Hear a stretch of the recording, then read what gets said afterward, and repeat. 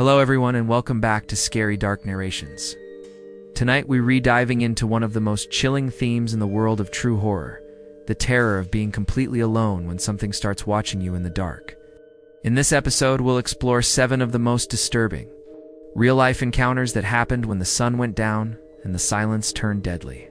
These are the stories of people who thought they were safe inside their homes, their cars, their campsites, till the night itself seemed to come alive. Each account comes from real witnesses who faced the unexplainable when no one else was around to help. They aren't urban legends or internet myths.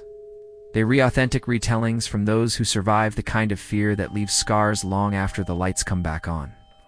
From late-night drivers who realized they weren't alone on the highway, to hikers who felt eyes following them deep within the woods. 2 homeowners who discovered why some knocks on the door should never be answered after midnight. For privacy and safety, certain details have been changed, but the core horror remains untouched. These tales serve as a reminder that sometimes solitude isn't peaceful. It's a warning. If you're new here, make sure to subscribe to Scary Dark Narrations for more true horror stories that'll keep you looking over your shoulder long after the video ends. And remember, when you're alone at night, be careful what you listen for, because something might be listening back.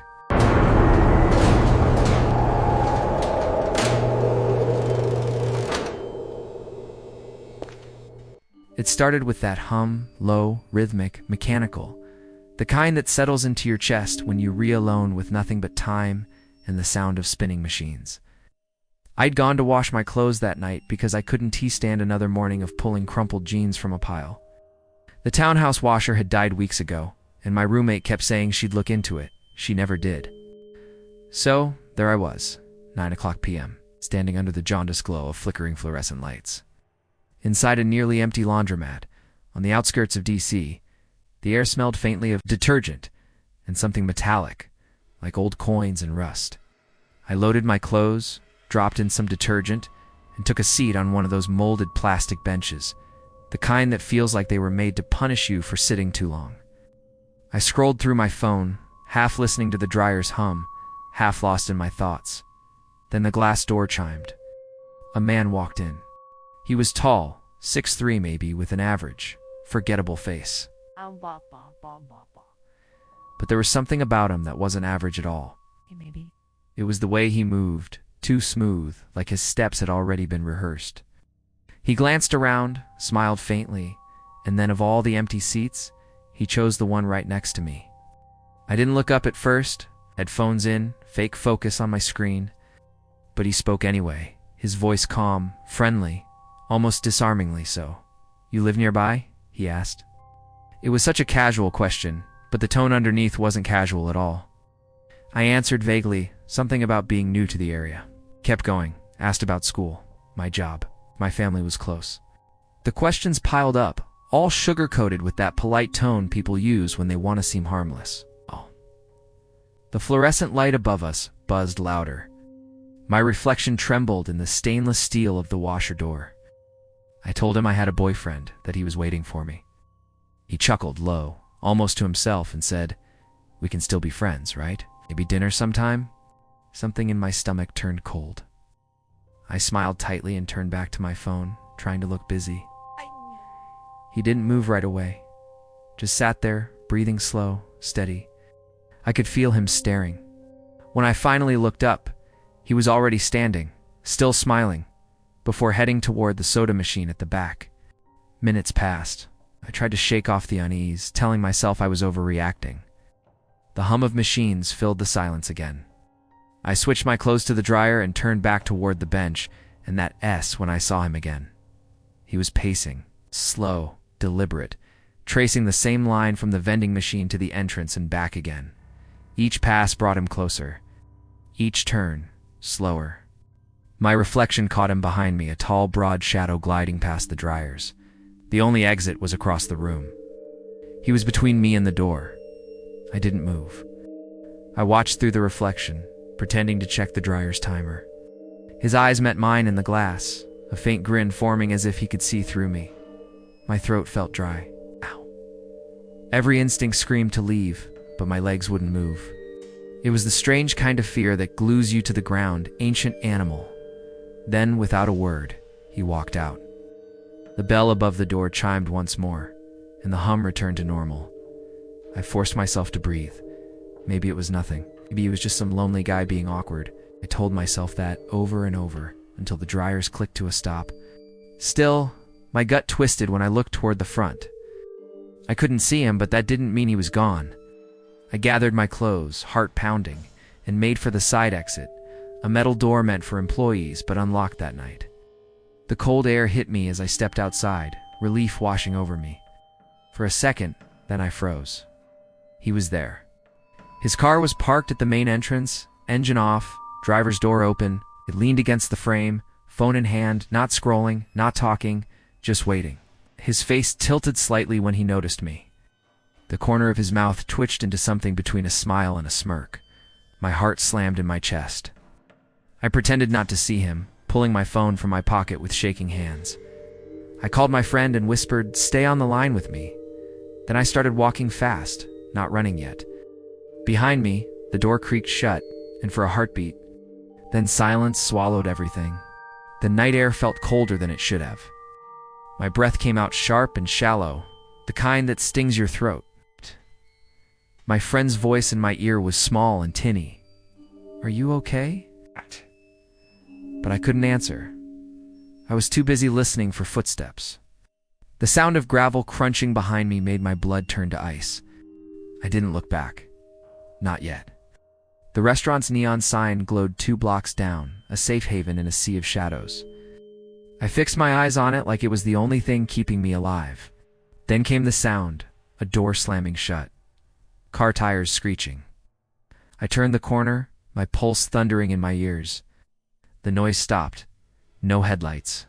No footsteps. Just stillness. Inside the restaurant, warmth hit me in a dizzy wave.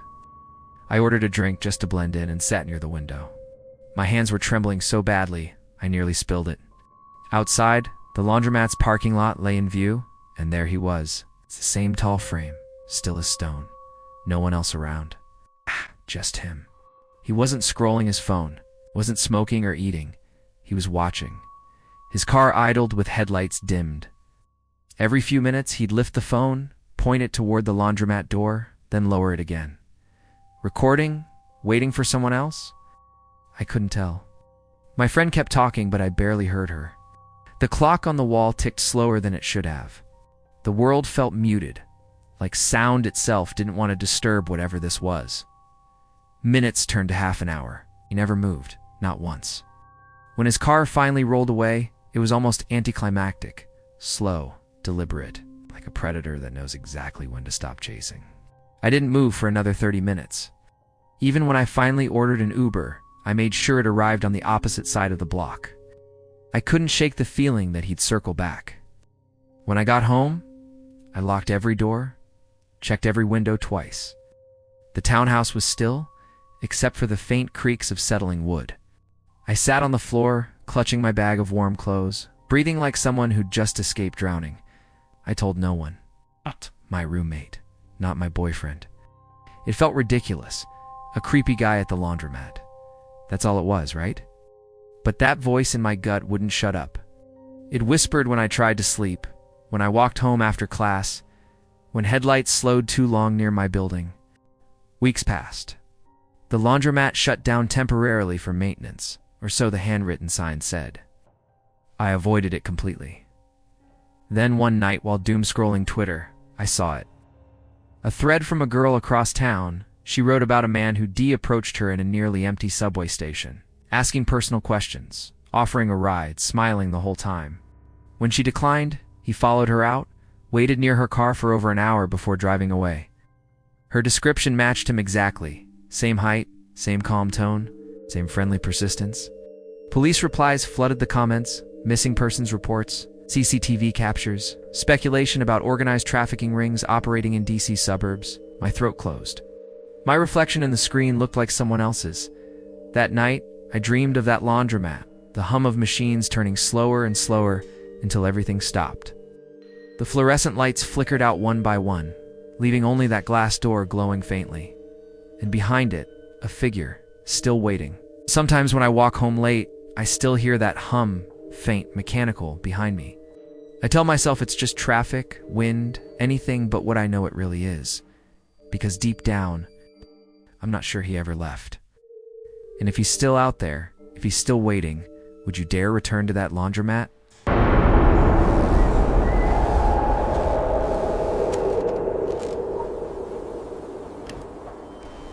The night rain was so heavy, it looked like the sky itself had split open. Sheets of water slammed against the windshield, and the wipers struggled to keep up. My headlights carved weak tunnels through the downpour as I gripped the steering wheel tighter. The hum of the tires on the slick asphalt was oddly hypnotic. And for a moment, I almost forgot where I was heading. Just me, my car, and the storm swallowing everything beyond 10 feet. My friend Evan sat beside me, talking about the event he was going to, something about a reunion. Old friends and music too loud for my taste. I wasn't really listening. The world outside looked like a watercolor painting melting under a faucet, and I was too focused on not hydroplaning. When we finally pulled up around 8:30, he jumped out, umbrella snapping open, yelling thanks over the roar of the rain. I waved him off, watching him disappear into a sea of headlights and umbrellas. I didn't feel like driving back home only to return an hour later. The storm had drained me, and my new car-smooth leather, that new smell, and the best sound system I'd ever owned, felt like a sanctuary. I figured I'd park somewhere quiet, play some music, and wait it out. That's when I spotted the vacant gas station a few blocks down. Its sign flickered weakly, one tube buzzing in and out of life. The lot was empty, puddles reflecting the glow of the streetlights like broken mirrors. The windows of the convenience store were dark, the doors chained shut. It looked abandoned, but also perfect for a bit of solitude. I pulled in and parked under a half-dead canopy. The rhythmic drumming of rain against the roof became a dull, soothing heartbeat. I scrolled through my phone, trying to connect to the Bluetooth. For a few minutes, it was just me, the sound of rain and the faint hum of the car's engine. The kind of quiet that makes you feel both peaceful and exposed. That's when I noticed movement in my peripheral vision headlights sweeping across the lot. An old white BMW pulled in fast, its tires hissing over the wet pavement. My first thought was that someone else had the same idea to wait out the storm. But the way they parked directly facing me in the center of the lot felt deliberate. 2 men in the front, a woman in the back. No one smiled. They didn't even look confused. They just stared. A pulse of unease climbed my spine. I tried to act casual, fiddling with my phone, pretending not to notice them. Maybe they'd leave, but instead the passenger door burst open.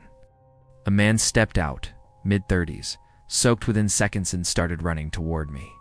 For a split second, I froze. My brain struggled to process what I was seeing. His expression wasn't of someone asking for help. It was fury.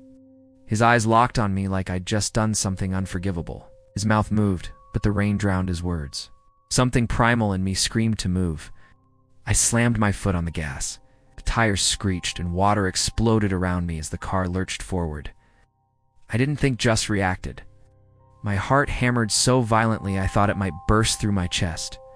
In the mirror, the man was still chasing me, shouting something into the storm. Then I saw Hertha, woman from the back seat, getting out too. She stepped into the flood of my taillights. For a moment, her face looked wrong. It's not distorted by motion blurring, as if her features didn't quite belong to her. Her eyes reflected the red glow like glass marbles, unblinking, locked on me. I turned sharply onto the street, ignoring a red light, tires slipping against the rain. The car fishtailed before gripping again. My breathing came in ragged gasps. Every time lightning flashed, I expected to see those headlights behind me, but the road stayed empty. Minutes later, I reached the highway. The silence that followed was deafening. I loosened my grip on the wheel, realizing how badly my hands were shaking. The rain softened into a drizzle, like the storm had spent itself. I pulled into a well-lit rest stop, the fluorescent lights glaring harshly against the wet pavement.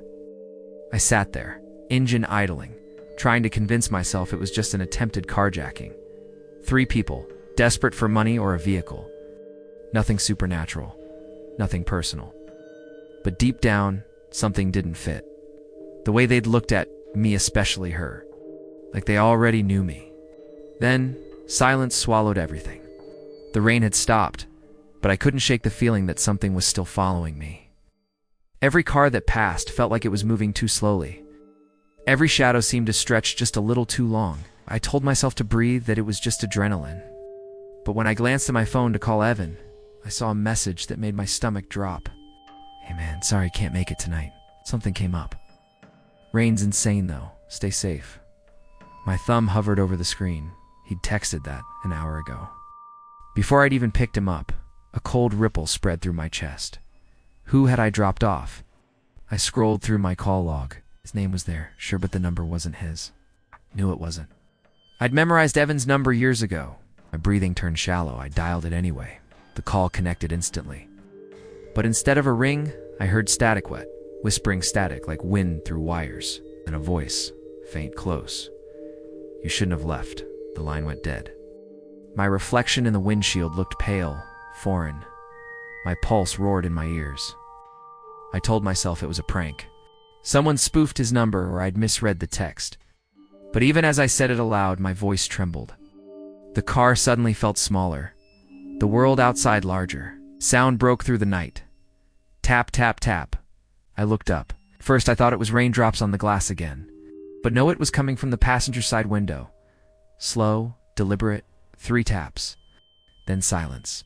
I turned my head, and for a fraction of a second, I saw something move, a reflection where there shouldn't have been one. A pale face pressed against the glass. But when I blinked, it was gone. The panic that surged through me was pure instinct. I threw the car into drive and shot back onto the highway. The sound system crackled suddenly, Bluetooth connecting by itself. My phone's screen flickered. The song title read, "They Never Left," and then voices, not music. Whispering low and wet, filling the car from all directions. "You saw us. Yeah, you ran. Now we ride with you." I hit the volume button, but it didn't change. I tried to disconnect the Bluetooth, but my phone froze. My own reflection on the black screen began to distort as too wide, grin too sharp. I dropped it onto the floor. Up ahead, the road curved toward another set of lights, another gas station. I swerved in, desperate to stop, to get out, to breathe. But as my tires rolled over the puddled lot, my stomach turned. It was the same gas station. The broken sign flickered in the same pattern. The puddles glowed in the same spots. Even the empty store windows stared back like black eyes. Slammed on the brakes.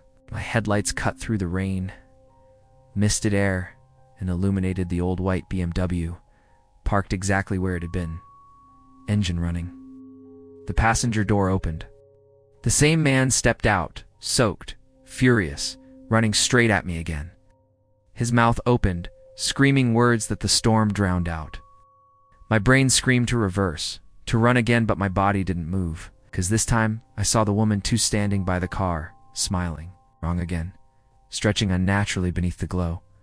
I blinked. She was closer. The driver's side handle clicked. Once. Twice. A third time. I turned to look and saw my own reflection in the side mirror. But the eyes staring back weren't mine. They were hers. Screamed, slammed the accelerator, and tore out of the lot, the BMW's headlights flashing once, then vanishing into darkness.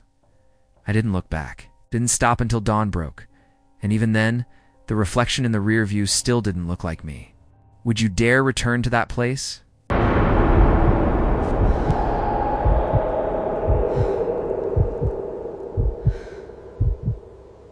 The night had that kind of stillness that makes your heartbeat sound louder than it should. The air in the Pacific Northwest always carried something electric-like. The forest itself was alive and listening. I'd been walking this same trail for years, always alone, always at night. People thought I was crazy for it, a woman my size wandering the woods after dark, but it was the only thing that ever made me feel calm. The world's noise seemed to vanish here, just the wind brushing through cedar branches, the soft crackle of gravel under my shoes, and my breath syncing with the rhythm of the night. I kept my routine simple. Pepper spray in my right hand, phone in my left.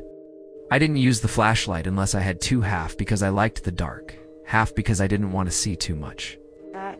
One earbud in, one out, so I could hear the world.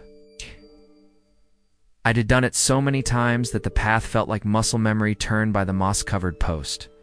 Step over the warped route, follow the curve past the last streetlight. After that, the world ended in blackness and marsh air. There's something about walking that long stretch that always reminded me of a forgotten dream.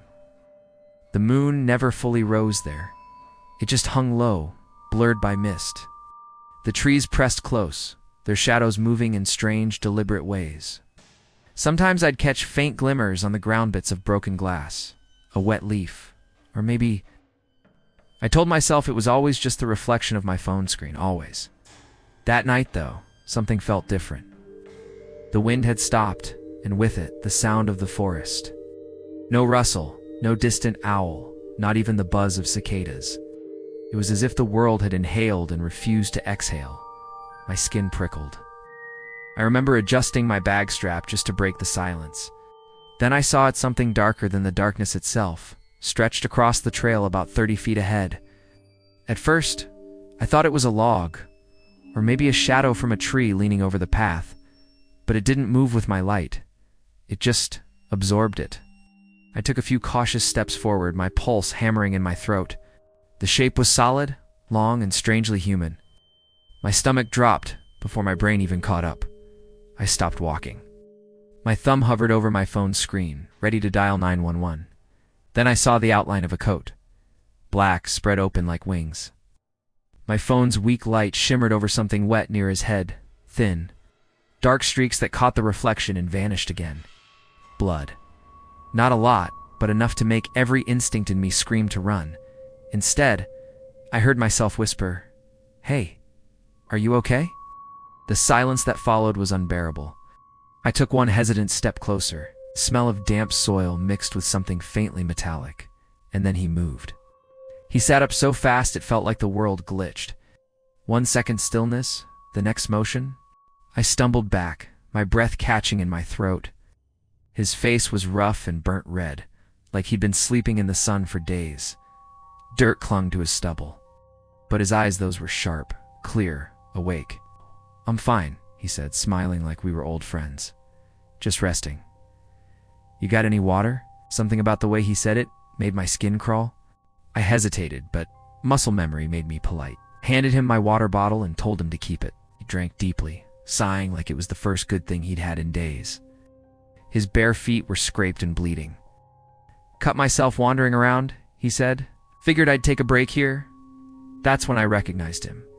The town drunk. The one who used to stumble down Main Street yelling at invisible people, who once puked on my porch and called me names when I tried to help. I'd seen him a dozen times before, usually harmless, just pitiful.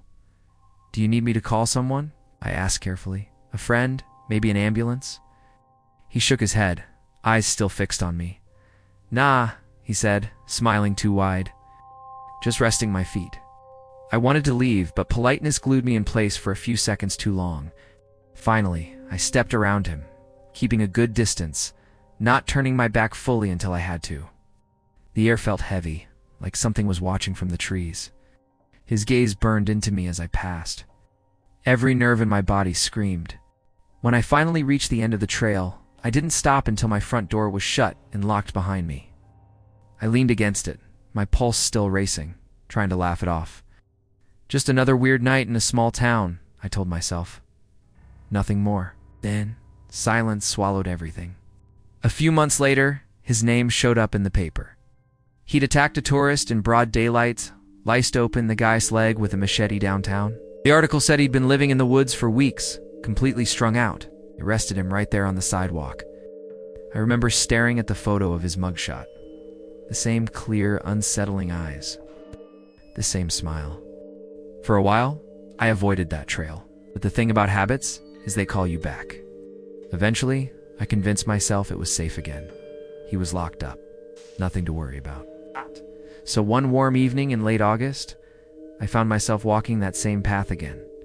The light had that strange blue tint like the sky. Couldn't decide if it was day or night. My shoes crunched softly over the gravel, echoing through the quiet. It felt good to be back. Familiar. I was halfway through the trail when my phone buzzed a text from my sister. I stopped walking to read it, the screen lighting my face. That's when I noticed the smell. Faint but unmistakable rat, like something wet and dying. My stomach clenched. I turned off my phone light and stood still. Listening, nothing. Just the faint drip of water somewhere ahead. I told myself not to freak out. Probably a dead animal, I thought. A raccoon, maybe. I kept walking a little faster now. The trail curved sharply, and that's when I saw it. The same spot. The same stretch of path. Someone was lying there again. My chest locked up. No, I thought. Not this. Not again. My brain screamed to turn back, but my feet refused to move. My light trembled across the body, a man in a black coat, face down, arms sprawled. Every inch of me went cold. I whispered, "Hey," barely audible, no response. Then the hand twitched. He sat up, the same motion, the same impossible quickness. Only this time his eyes weren't clear. They were pale, cloudy, like milk. His face was thinner, skin stretched too tight, but the smile was still there. "You brought me water before," he said softly. "Do you have any tonight?" My breath stuttered. "You're supposed to be in prison," I whispered. He tilted his head, eyes glinting faintly in the dark. "My?" The night wind returned, scraping across the trees like dry bones. My phone slipped from my hand, the screen flashing as it hit the dirt. He started crawling toward me's, lowly, deliberately, as if savoring each movement. His coat dragged behind him, soaking up the mud. I turned and ran. My lungs burned instantly, legs trembling as the trail blurred beneath me. I didn't look back. Not once. Every sound behind me became him, the drag, the breath, the faint whisper of my name. When I finally reached the streetlight, I spun around. The trail was empty, just darkness swallowing everything again. My phone was gone. I didn't sleep that night. I didn't for days after. But what broke me wasn't the encounter. It was what I found a week later. A small article, buried in the local section. The same man, the same face, had died in prison 3 months before. Heart failure, cremated, no family, no burial. And yet when I went walking again to prove I wasn't crazy, I found my water bottle. It's the one I gave him, sitting upright in the middle of the trail. The cap twisted off, inside bone dry. Now, sometimes when I walk by that marshland, I swear I hear him behind me. The shuffle of bare feet, and the whisper, "You got any water?" And the air always so alive before, feels colder, heavier, like the forest itself remembers. Would you dare return to this trail? Get out. Get out now.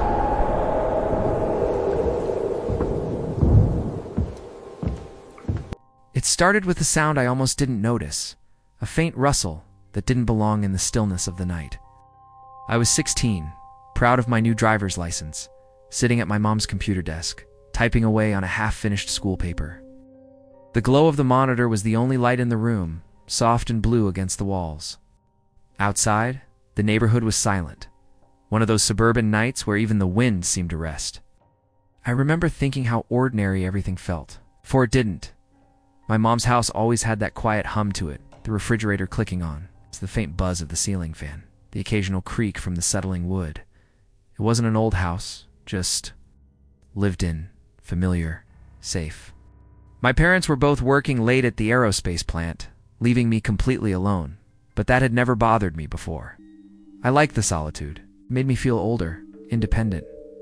When I finally stood up to stretch, I decided to take a quick bathroom break before finishing my essay.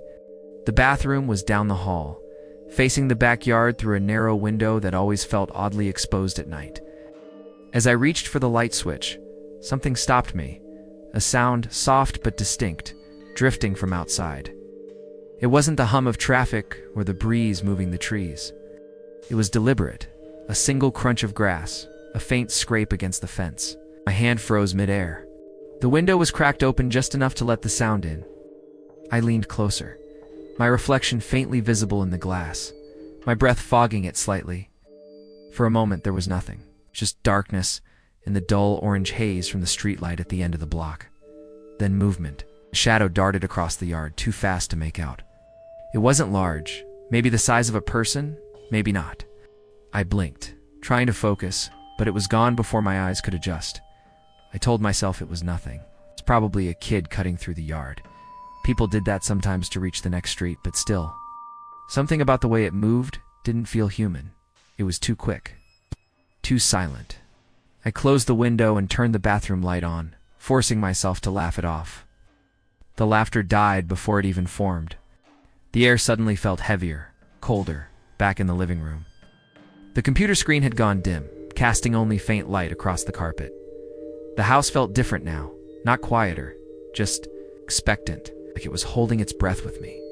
I sat back down, fingers hovering over the keyboard, and tried to focus on my paper. Minutes passed. The tension began to fade. I typed a sentence, then another. Then, sound came again. This time it was closer, softer, slow movement. Not from the yard, but from directly outside the sliding glass door behind me. I didn't turn right away. My brain refused to accept it, but the sound persisted, a careful footstep, then another, followed by the faint squeak of the door's metal frame shifting slightly under pressure. Someone was there. I grabbed my phone with trembling hands and called my dad. He answered instantly, his voice calm but alert. I whispered what was happening, my eyes fixed on the dark glass door. He told me to stay where I was, that he'd get someone at work to call the police. His voice was steady, but I could hear the tension underneath. He told me to grab my keys and head to my car quietly. Car was parked on the side driveway opposite the backyard. That meant I'd have to go past the front windows, the ones facing the dark street. I didn't want to move. My body was locked in place, but the sound outside shifted again, a faint scrape against the glass, like fingertips brushing it. I couldn't stay. I whispered, "I'm going," and hung up. The front door creaked open louder than it ever had before. The cold air hit me like a slap. Every step down the driveway echoed, too loud, too fast. My keys rattled, betraying me. My chest was tight. I could hear my heartbeat in my ears. The world around me felt wrong. Silence wasn't empty anymore. It listened. I reached my car, fumbling with the lock, hands shaking uncontrollably. When the engine roared to life, I didn't dare look back. I pressed the gas, tires squealing against the pavement as I tore down the street, every nerve in my body screaming that something was still watching me. Then, silence swallowed everything. By the time I reached my dad's workplace, my hands had gone numb from gripping the steering wheel. He was already outside waiting, his face pale under the harsh parking lot lights. I jumped out, still shaking, and before I could say a word, he said, "We're going back." I wanted to argue, to beg him not to, but the police were already on their way. He followed me home in his truck, headlights cutting through the darkness, each turn of the street feeling longer than the last. When we pulled into the driveway, the house was lit up, every window glowing like a beacon. That's when the dread hit again. I'd left it dark. I knew I had. The officers arrived moments later. My dad told me to stay in the car, but I couldn't look away as they entered. Guns drawn, flashlights sweeping through the rooms.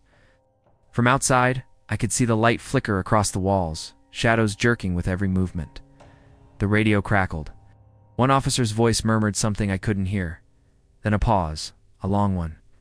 When they came back out, their faces didn't show relief, just confusion. "Everything's open," one of them said. "Every light, every door, every closet, even the attic and basement." My dad frowned. "Anything missing?" The officer shook his head. "Nothing. Not a single thing." That was worse. Much worse. Because it meant whoever had been inside hadn't come to steal. They'd just been there. We walked through together, my father refusing to let me out of his sight. I remember the air stale, thick with the smell of dust and warm electricity. The house felt violated, like something had crawled through it and left an imprint behind. The bedroom doors all stood open, the closets empty and yawning like mouths. Even the basement door, which we rarely touched, swung slowly as if someone had just walked through it moments earlier. I asked, my voice trembling, "Could it have been an animal?" The officer's answer was immediate. "No animal turns on light switches." I wanted to leave right then. Dad made me stay until they'd checked everything twice. When we finally stepped outside again, the night had gone silent, unnaturally so. The wind had died, the cicadas gone quiet. It was as if the entire neighborhood was holding its breath. Days after, I couldn't shake it. The image of that empty house burned into my brain, too bright to open. I couldn't sleep without the lights on. Every creak sounded like footsteps. Every whisper of wind against the siding made my heart race. Then, about a week later, something else happened. I was back at my dad's place trying to distract myself, when I got a text from my mom. Do you know why the garage light is on? She hadn't gone in there. Neither had I when she got home that night. She said the same thing. Every light was on again. Every door open. But this time, the police found something new. In the dust on the basement floor, a single footprint. Bare. Human. The strangest part. It was small. Too small for any adult. My mom moved out a month later. The new owners lasted only 6 before selling again. None of us ever went back. But sometimes when I drive by that street, I can see the faint glow from those same windows, always at night. Always too bright, like the house is still awake, waiting for someone to come home. And sometimes, I still dream about it. It's about standing in that hallway, hearing the whisper of movement just beyond the glass. The feeling of being watched by something that never left. Maybe it wasn't a person. Maybe it never was. Because every time I close my eyes, I see it, a faint blur moving just beyond the light, waiting for me to notice. Would you dare return to that house?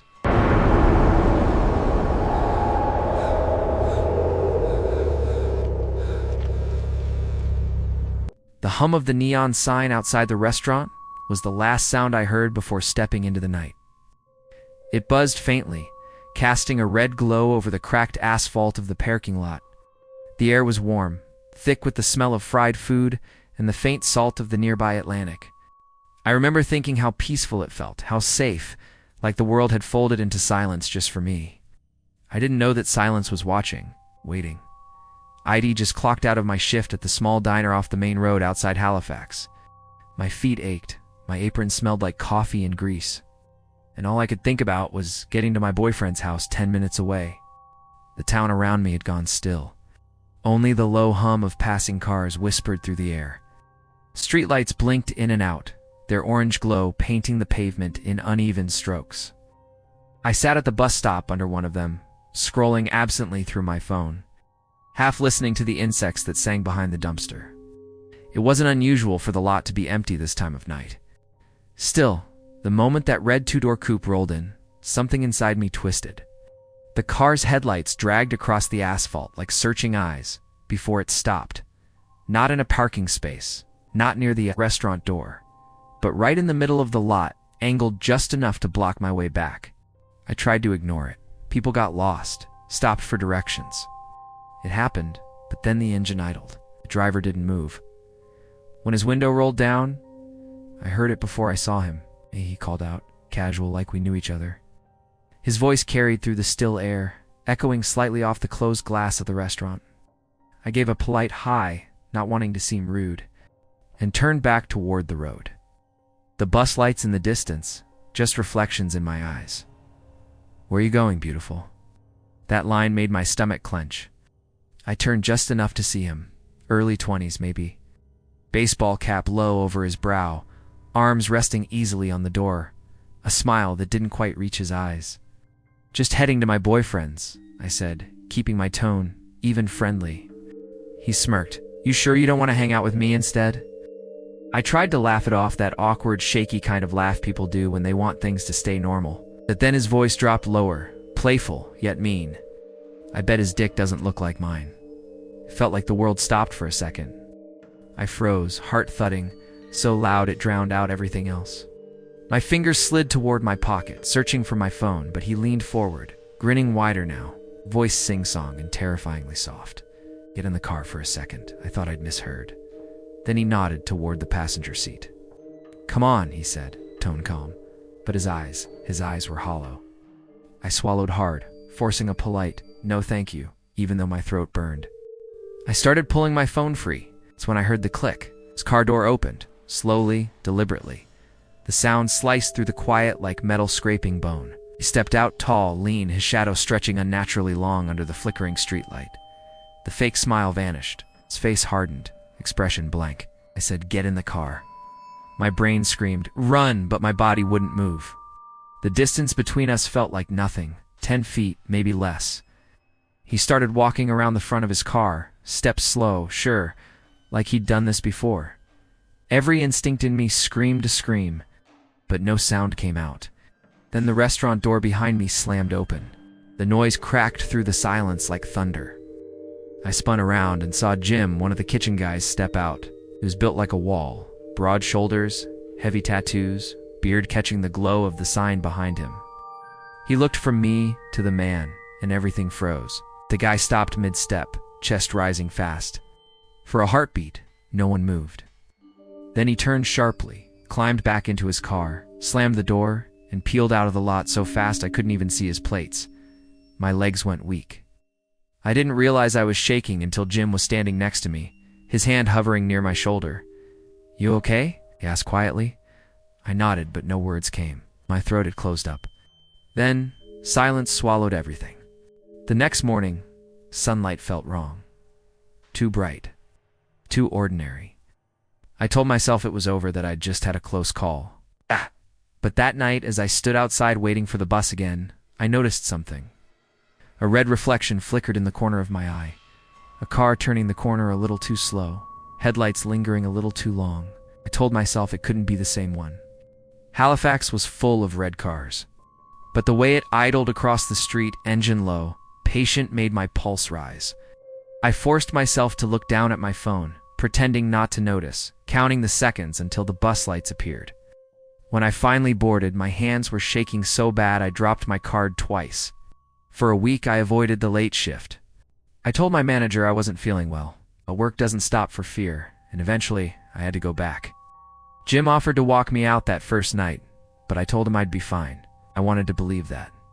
The clock hit 10. The same neon sign buzzed. The same streetlight flickered above the stop. Everything looked exactly as it had that night, except quieter. Too quiet.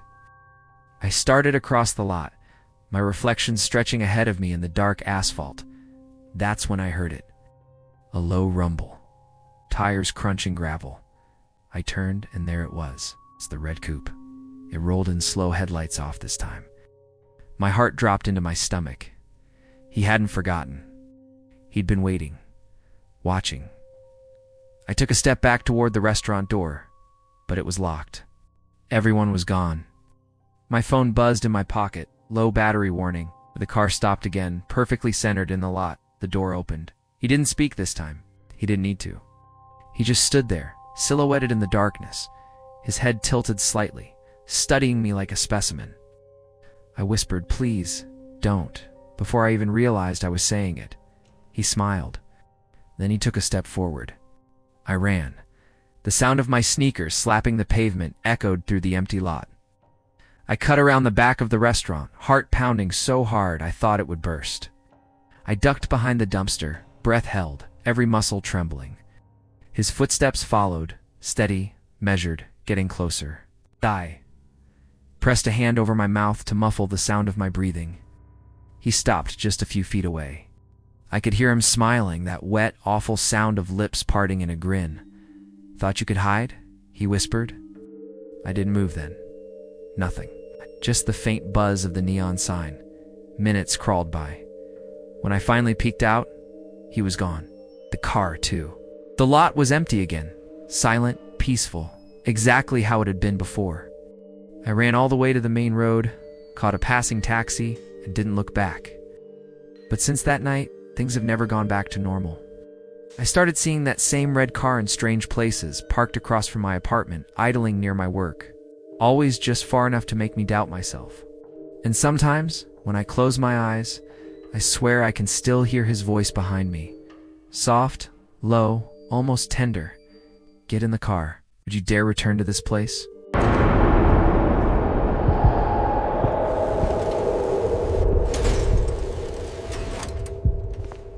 The night had that strange quiet that only exists around 3 in the morning, the kind of silence that presses against your skin, making every sound echo too loud, too real.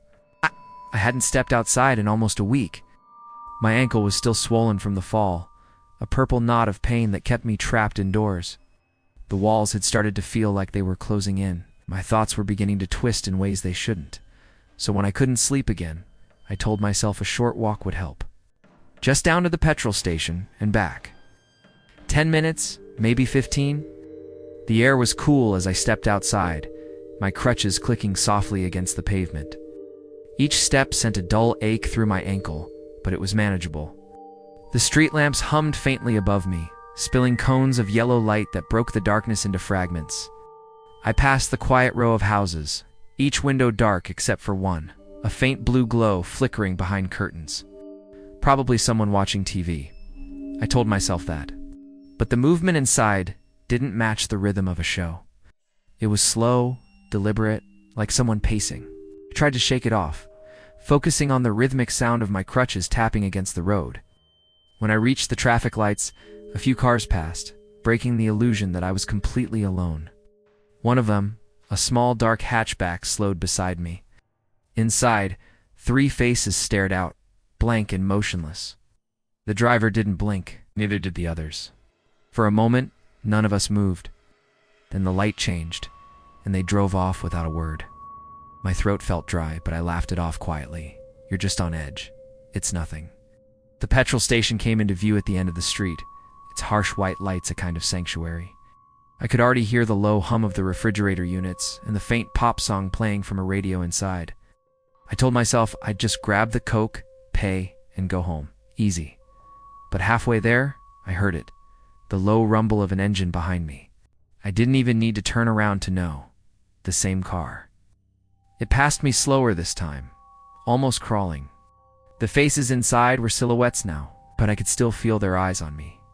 Watching, measuring. Inside the petrol station, everything felt too bright. The fluorescent lights flickered faintly overhead, and I felt exposed, like the moment I stepped out again, the world would close in.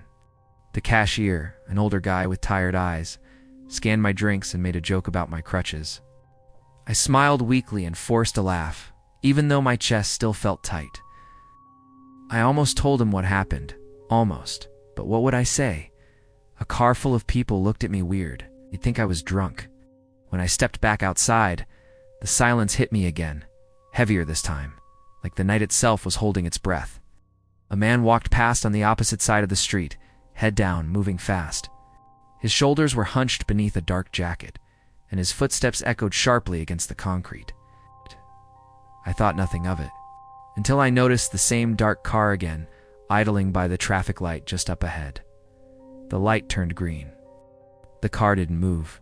The taxi behind it honked twice. And that's when I saw the man stop and slowly turn around. His head tilted slightly, just enough for me to see that he was staring directly at me. My heart lurched into my throat. I turned into the next side street, pretending I hadn't noticed.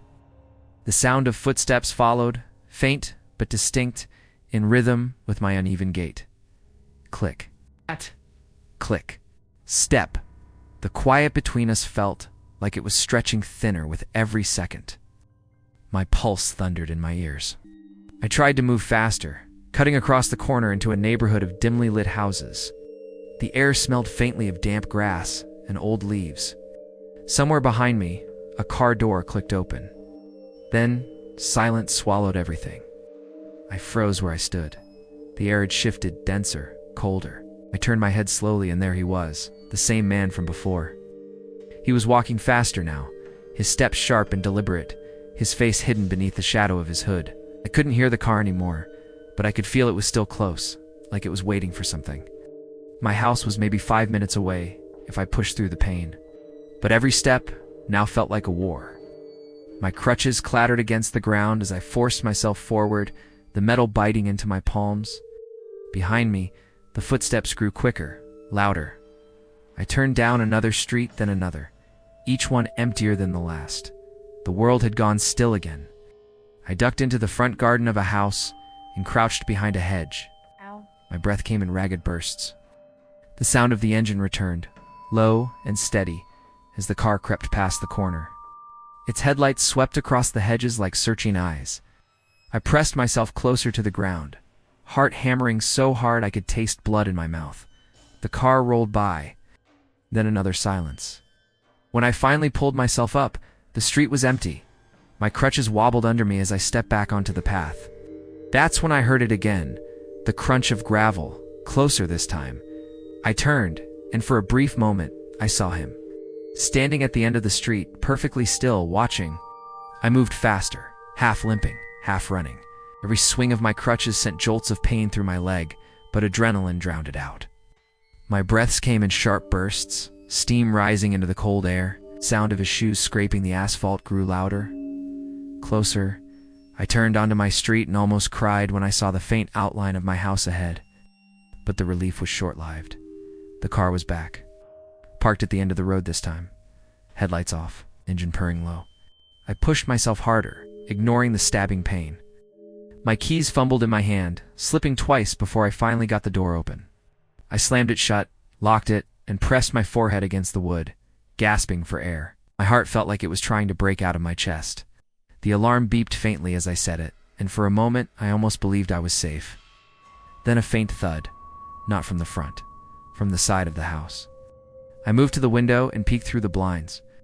The street was still. It's completely still. But then, at the far corner, a shadow moved, a tall, thin outline against the dim light of the street lamp. The figure turned its head, as if sensing me watching, and began walking toward the house. I stumbled back, heart slamming against my ribs. The alarm flashed red. I thought about calling the police, but my phone was upstairs. The stairs felt endless. Every creak screamed through the silence. When I reached the top, I glanced out the window just in time to see the car rolling slowly past the bottom of the road again. It stopped, reversed, stopped again. Figure was gone. For a long moment, I stared into the dark street, trying to convince myself it was over. But then I saw it, a faint reflection in the glass. Behind me, someone standing at the bottom of the stairs. I turned, heart frozen mid-beat. But there was nothing. It's just shadows pooling where the hallway light didn't reach. I blinked hard, convincing myself I was seeing things. You're exhausted. You're panicking. I backed into my room and locked the door. My ankle throbbed as I sat on the edge of the bed, still gripping my phone. I listened. Nothing but the faint hum of the alarm system. Then another sound. The faintest scrape, like metal on wood. It was coming from the front door. I held my breath. Minutes passed. Then the scraping stopped. The night went perfectly still. I didn't move until the first light of dawn spilled through my curtains. When I finally looked outside, the street was empty. No car, no figure. But deep in the mud beside the hedge where I hid last night, I saw it. A single, fresh footprint. Facing my house. Would you dare return to that street, knowing they might still be watching? I see you.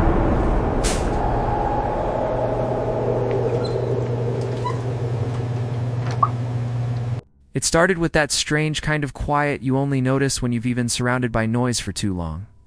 The kids were asleep, the house was still, and for once, I had a sliver of time to myself.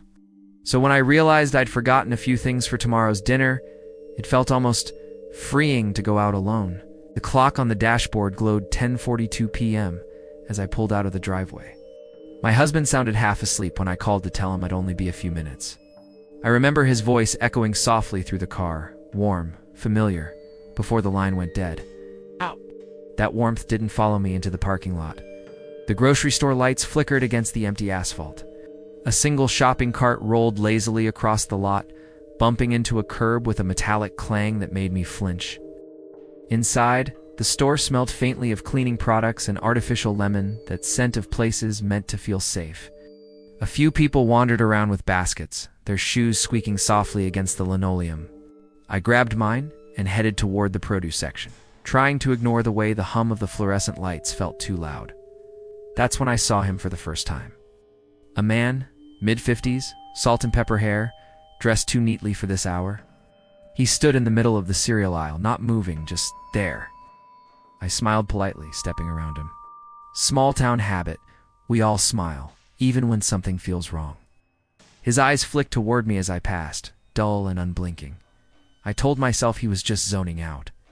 But a few aisles later, he was there again. Not browsing, not even pretending to shop, just standing still, looking at me. The overhead light flickered above his head, and for a split second, his pupils caught the glare, turning his eyes into black marbles. I quickly turned into another aisle. My basket rattled against my hip, and I told myself to calm down, that it was late, that I was overthinking. The air felt heavier now, thicker. I made my way to the far side of the store, the dairy section where the glass doors reflected endless rows of identical cartons. I opened one, the cool air brushing against my face. When I closed it and turned around, I froze. He was standing just a few feet away, his cart abandoned, empty. He wasn't even pretending anymore. His expression hadn't changed, blank, emotionless. But his focus was absolute. My throat tightened, and I forced myself to move, to act normal. I turned toward the front of the store, walking quickly down the center aisle.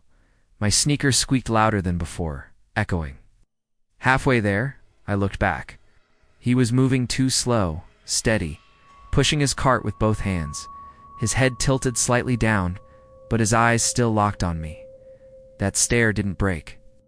I sped up, my breath shaky, my heart climbing into my throat. I turned into a random aisle to throw him off, pretending to grab something, anything. A box of cereal, maybe. When I looked up, the aisle behind me was empty. Relief washed through me like a wave. I moved fast, straight to self-checkout. The scanner beeped in rhythm with my heartbeat as I tossed items into bags, trying not to look around. But when I finally glanced toward the front doors, I saw him again. Standing by the exit, not shopping, not checking out, just waiting. My hands trembled as I fumbled through my purse. I only had my checkbook, of course. The self-checkouts didn't take checks. I waved a manager over, forcing a tight smile. My voice came out wrong, too high, too bright as I explained. She nodded kindly, transferring my items to a regular register. The man was still there, now moving closer. Slowly, he chose the lane directly behind me. Out of all the open ones, that one could feel his gaze drilling into my back as I wrote the check, my signature shaking across the paper. It took forever. The cashier chatted about the weather. I laughed weakly, pretending not to notice the silence behind me. The kind of silence that ice and tea, really quiet, just watching. When I finally turned, he was gone. Relief hit me so hard it almost made me dizzy. Automatic doors whooshed open ahead. I waited for a few families to finish checking out, then followed them out into the cool night air, sticking close as we crossed the lot. My keys were already in my hand. I tossed my bags into the passenger seat, climbed in, and locked the doors with shaking fingers. My breath fogged the windshield as I turned the key. The headlights flicked on, and that's when I saw him, parked one aisle over. His truck faced mine. The engine wasn't running. He just sat there, hands on the wheel, head slightly tilted, staring. Then, silence swallowed everything. I don't know how long I sat frozen, staring back at that silhouette through the glass. Seconds? Minutes? The world outside the car felt suspended, no movement, no sound, just two pairs of eyes locked through a pane of cold glass. Then I jolted into motion. My tires squealed against the asphalt as I pulled out, heading for the exit. The rearview mirror caught the flash of headlights behind me. He was following. My heart slammed in my chest as I turned down the main road. It was a two-lane stretch through empty neighborhoods, the kind that felt safe in daylight but hollow at night. The glow from my dashboard painted my hands blue. I drove faster, taking random turns. Every time I thought I'd lost him, I'd see those same headlights appear again, slow and steady, never rushing, never fading. Was he playing with me? The thought made my stomach twist. I turned down a residential street lined with identical houses. My blinker clicked too loud in the silence. Porch lights flickered by like blinking eyes. When I finally turned into a cul-de-sac, I killed the lights and waited. The night hummed with the low buzz of street lamps. For a moment, nothing. Then the headlights appeared at the end of the street. They paused, idling. Slowly, the truck began to crawl forward. Couldn't breathe. I threw the car into reverse and backed out fast, nearly clipping a mailbox. I sped toward the main road again, not caring about stop signs. The world outside became a blur of dark trees and scattered lights. My hands were slick on the steering wheel. At one point, I thought I'd lost him for good. The road stretched empty behind me. I laughed a small broken sound and turned toward home. My neighborhood was quiet, familiar, safe. I kept checking the mirror anyway. Nothing. By the time I pulled into my driveway, the adrenaline had drained, leaving me trembling and exhausted. I turned off the car. The sound of the cooling engine filled the air like a soft hiss. My porch light flickered once. I told myself it was just the wind as I grabbed the grocery bags and hurried inside. The door clicked shut behind me and I locked it twice. The house was still dark, everyone asleep. I leaned against the door, trying to slow my breathing. I almost laughed at myself, how ridiculous I'd been. Maybe he hadn't been following me at all. Maybe it was just a coincidence, or paranoia, or the tiredness creeping in after a long day. I unpacked the groceries slowly, one by one, the sound of rustling plastic loud in the kitchen. The refrigerator light cast a pale glow over the counter. When I closed the fridge, I caught my reflection in the dark window over the sink, pale face, wide eyes. Oh, and then, behind me, in the reflection headlights. They flickered across the curtains. My blood ran cold. I turned off the kitchen light, heart hammering. The headlights disappeared. For a few moments there was nothing but the ticking of the clock and the faint hum of the refrigerator. Then, a sound, the slow crunch of tires on gravel. I crept toward the living room window, pulling the curtain back just enough to see. His truck sat at the edge of the driveway. The engine was off again, the driver's seat empty. The front porch creaked. Every hair on my neck rose. I reached for my phone. No signal. My husband's car was gone. He'd left early for work tomorrow. I was alone. I stepped back slowly from the door. The floorboard beneath me groaned. Then 3 slow knocks. I didn't move. The air seemed to thicken, pressing down on me. Another set of knocks, faster this time. Then silence. I could hear my own heartbeat in my ears. Waited. Nothing. Finally, I gathered enough courage to peek through the peephole. The porch light had burned out completely. The space outside was pitch black, but I could hear breathing. Slow, ragged, just beyond the door. And then a whisper. You forgot something. I stumbled back, hand clamped over my mouth.